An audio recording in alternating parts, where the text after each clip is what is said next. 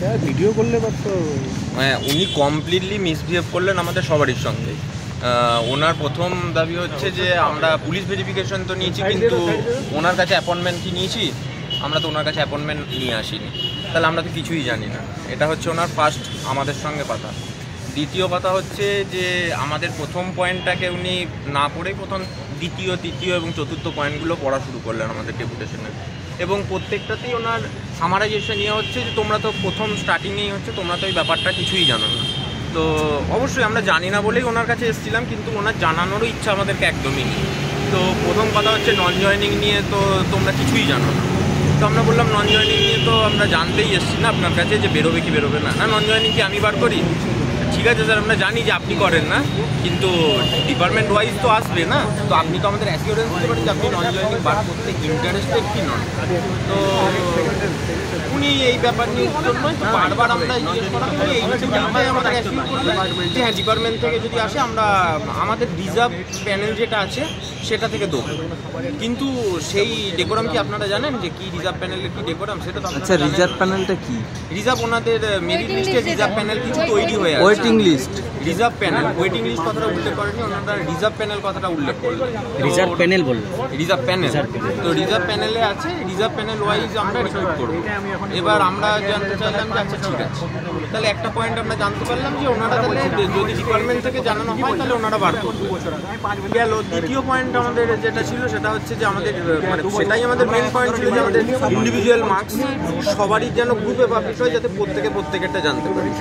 তো ওনার কথা হচ্ছে যে এরকম কোনো দিন হয়েছে, আমি তো 1900টা recruitment 1900 number total 1900 number recruitment complete করলাম, ইনক্লুডিং বিএসসি জেইসি। তো সেখানে তো একটা তো নাম্বার দিইনি।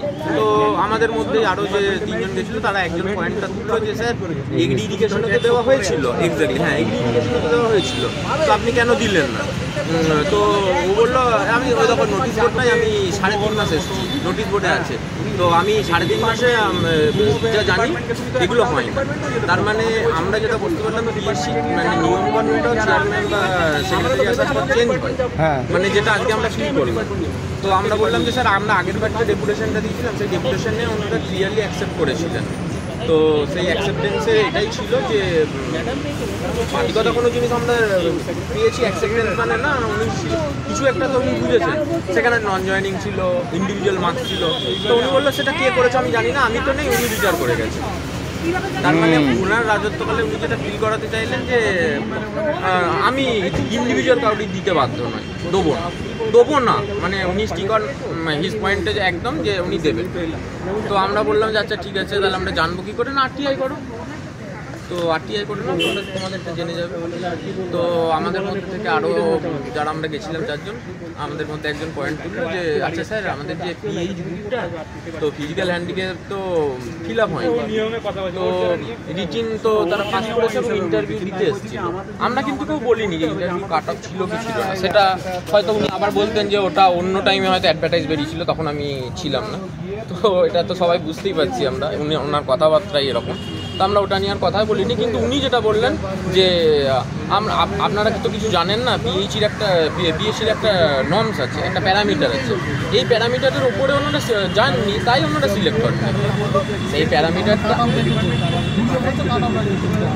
কি আছে সেটাও ওনারা ক্লিয়ার করতে পারবেন। মানে তোমার যে হ্যান্ডিক্যাপের কাটা 40% উপর থেকে ওনারা দেওয়া শুরু করে মনে হয়, তাই না? কতটা হ্যান্ডিক্যাপ একটা পার্সেন্ট?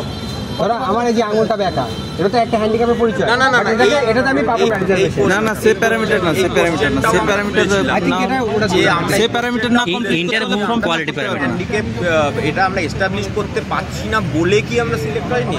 তো উনি আবার ওই একইভাবে আমাদের সঙ্গে ওই একইভাবে মিসবিহেভ করলেন যে তোমরা কে আসছো, তোমরা নিজেরাই আমাদেরকে ডিকটেট করবে, তোমরা যা বলবে তোমরা চাপ দেবে আমরা বলবো।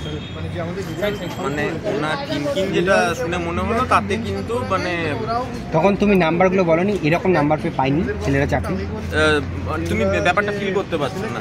মানে উনি কমপ্লিটলি মিসবিহেভ করছেন, নাম্বারটার ব্যাপারেই নয়, উনি প্রথমেই আগে ইয়ে করে নিয়েছেন একদম যে ইগনোর ব্যাপারটা যে এই ছেলেগুলো পাইনি, কিন্তু তুমি কেন পাওনি সেটা যদি তুমি জানতে চাও তার জন্য আরটিআই করো তুমি। কিন্তু আমি বলতে পারবো না যে অমুক ছেলেটা কেন পেয়েছে, সেটা আমি তোমাকে জানাতে পারতাম না। তাও আমি পার্সোনালি আরেকবার জিজ্ঞেস করলাম যে স্যার আরটিআই তো আমাদের সমস্ত রকম রাইট টু ইনফরমেশন অ্যাক্ট আছে, তো সেখানে তো আমরা এটুকুনি জানতেই পারি না যে ঠিক আছে আপনি পোস্ট করবেন না, কিন্তু আমি যদি আরটিআই দেখি যে আমি সবারই রাইটটা জানতে চাই, ইনক্লুডিং মি, তো উনি বললেন ওটা আরটিআই সেকশনের কথা বলতে আমরা আরটিআই সেকশনের কথা বলে আসলাম, বলে 1.5 মাসের আগে কোনো গল্পই না। না উনি আবার এ তো কিছু বলছে না, তোমাকে 1.5 মাস বলছে, তারপরে আবার জানি না হবে বলছে 1.5 মাস হওয়ার পর তো এসে এখানে খোঁজ দিবা। দেখছেন 1.5 মাস আমি বলছি 1 মাসের কোড নিয়ম আমরা দেখছেন। উনি বললেন যে তোমরা কিছুই জানো না, একটা বেসিক প্যারামিটার হয় সব কিছু, প্যারামিটারের ওপর উঠতে পারেনি তাই হয়নি, কিন্তু তোমাদের বাধ্য নই আমি এটা কথাটা বলার জন্য। তোমরা কে যে এই কথাটা আমাকে বলতে এসছো?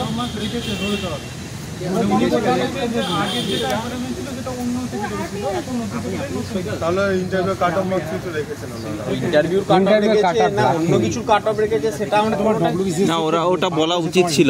আর তোমার হচ্ছে টোটাল নাস মার্কসে সবই বের করেছে। ডব্লিউবিসিএস তো দিয়েছে বললো আমি আসার পথে এইবারটা না, তার আগেরটার কথা হ্যাঁ সব কিছু আমরা ইরিগেশনও তো কয়েকদিন আগে দিয়েছিল। পাক্কা এই ওনার কথা হচ্ছে ওনার রাজত্বকালে উনি যেটা রুলস বলেছেন সেটাই আমরা রুলস দেখাচ্ছি যে স্যার আগের বার ডেপুটেশন এটা অ্যাকসেপ্ট করা হয়েছে, হতে পারে আমি চিনি না। না অ্যাকচুয়ালি এটা হচ্ছে বিএসসি নিজস্ব কোনো নিয়ম নেই যে যেটা যখন আসবে তারা তাদের নিয়মে চলবে, মানে এটাই হচ্ছে কথা। মানে আগে যে তিনি করেছিলেন সেই তার মুড হলে নেবে।